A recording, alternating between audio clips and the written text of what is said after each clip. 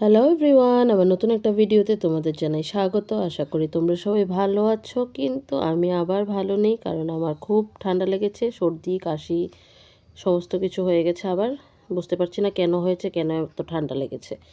তো তারপর আজকে চলে এসেছি রান্নাঘরে, আর ওইদিকে মা কিন্তু আমাকে সবজি টবজি কেটে দিয়ে চলে গেছে পুজো দিতে। আর আজকে রান্না করবো, এদিকে ডাল বসিয়েছি কুকারে, আর এদিকে করবো কাঁকরোল ভাজা, তারপর করব এদিকে ডালটা সিদ্ধ হয়ে গেছে, নামিয়ে নিয়েছি। আর তারপর করব এই যে ঝিঙে দিয়ে মাছ দিয়ে। আজকে কিন্তু ঝিঙেতে কোনো বাটা মশলা দেব না, এই মাছের ঝোলটাতে একদম গুঁড়ো মশলা আর কাঁচামরিচ চিড়ে রান্না করে নেব একদম সিম্পলভাবে। আর তার জন্য মা দেখো এদিকে সব কেটে কুটে আমাকে দিয়ে গেছে যা যা প্রয়োজন। আর তারপর এদিকে আমি কাঁকরোল ভাজাটাও করে নিচ্ছি। তোমাদের আমার ভিডিও দেখতে কেমন লাগে অবশ্যই কমেন্ট করে জানাবে, আর ভালো লাগলে একটা লাইক শেয়ারও করবে, তাহলে আমারও ভালো লাগবে। এদিকে কাঁকরোল ভাজা করার পর তারপর মাছগুলিও ভেজে নিচ্ছি। আর এদিকে সকালবেলা তো মা ভাত খায় না, তো তার জন্য মার জন্য একটু ম্যাগি বানিয়ে দিচ্ছি, একদম সিম্পল ওয়েতে ম্যাগি বানাচ্ছি। তো মা কিন্তু একদম সিম্পলভাবে বানিয়ে দিলেও খেয়ে নেয়। তো তারপর এদিকে মেয়ে আর হাজব্যান্ডকে কিন্তু সকালবেলা দিয়ে দিয়েছিলাম ভাত খাওয়ার জন্য। আর আমি ভিডিও করছি দেখে হাজব্যান্ড ওই দিকে তাকিয়ে আছে।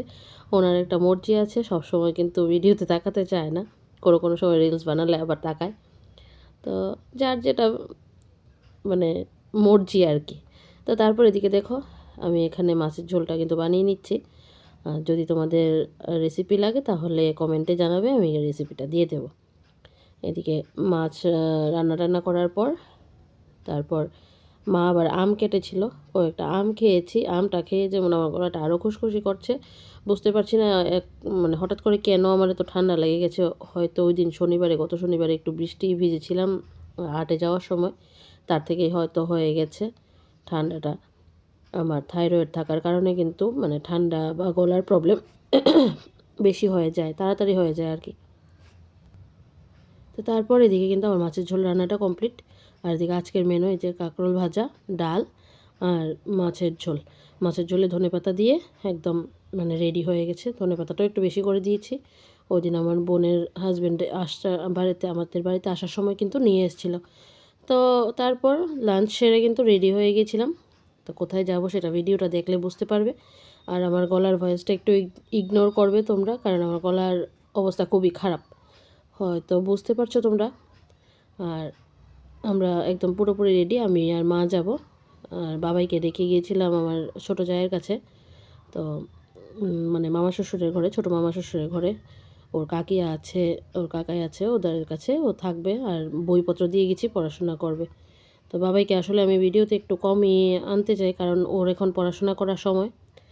তো তারপর আমরা চলো কোথায় এসেছি, এই যে দেখো আমরা এসেছি স্বর্ণকমল জুয়েলারিতে। তো মার কিছু কেনাকাটা করার আছে, তার জন্য আমরা কিন্তু এখানে এসেছি।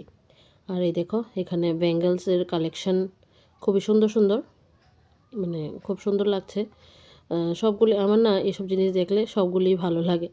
তো এখানে মা যা কেনার তা দেখছে, আর আমি তো ভিডিও করছি ক্যামেরা অন করে। তো মা হাতে পরেও দেখছে। তোমাদের যদি কোনো কিছু কেনাকাটা করার থাকে তোমরাও চলে আসতে পারো স্বর্ণকমল জুয়েলারিতে, কারণ রিজনেবল প্রাইস এবং খুব মানে অল্প গ্রামের মধ্যে গয়না পাওয়া যায় এখানে। তারপর ওরা না আমাদেরকে ওয়েলকাম ড্রিঙ্ক দিল, জল, তারপর দিল চা। চাটা কিন্তু খুবই স্বাদ ছিল, আমি খেলাম। আমার গলার অবস্থা তো এমনিতে ভালো নেই, তাই কিন্তু চাটা খেয়ে খুব ভালো লেগেছে আমার। তারপর এদিকে দেখো মা যা যা দেখছে আমি তোমাদেরকে একটু দেখাচ্ছি। তো তোমাদের যদি প্রাইস জানতে হয় তাহলে আমাকে কমেন্ট করে জানাবে, তাহলে আমি প্রাইসটা বলে দেব কোনটার কত দাম। তো এখনকার দিনে সোনা কেনা কিন্তু খুবই কষ্টকর ব্যাপার, যা একটা দাম বাড়ছে স্বর্ণের জিনিসের, গয়নার, তা মানে আর বলার মতো না। তো ওইদিকে ওরা বিলের কাজটা সারছিল, মা যা কেনার কিনে নিয়েছে, আর পরের ভিডিওতে দেখাবো মা কী কিনেছে। আর বিলের কাজ সেরে তারপর আমাদেরকে ডাকলে আমরা জিনিসটা নিয়ে ওইখান থেকে বেরিয়ে যাব। এদিকে মা আমাকে বলল যে এত টাকা চলে যাচ্ছে, মার কিন্তু একটু টেনশন হচ্ছে, ওনার টাকা শেষ হয়ে যাচ্ছে তার জন্য। তারপর আমরা এখান থেকে বেরিয়ে চলে গিয়েছিলাম একটু হকার্সের দিকে। হকার্স থেকে কিন্তু আবার বাড়ি চলে এসেছিলাম, এই যে বাড়ির দিকে রাস্তা। তো আজকের ভিডিওটা এখানেই শেষ করছি। আগামী আরেকটা ভিডিও নিয়ে অতি শীঘ্রই আসবো তোমাদের সাথে। তোমরা সবাই ভালো থাকবে আর আমার ভিডিওতে মিষ্টি করে একটা কমেন্ট করে যাবে। আর প্রিয়াঙ্কা দি তো আমার ভিডিওতে প্রত্যেক দিন কমেন্ট করে। আজ তবে আসি, টাটা।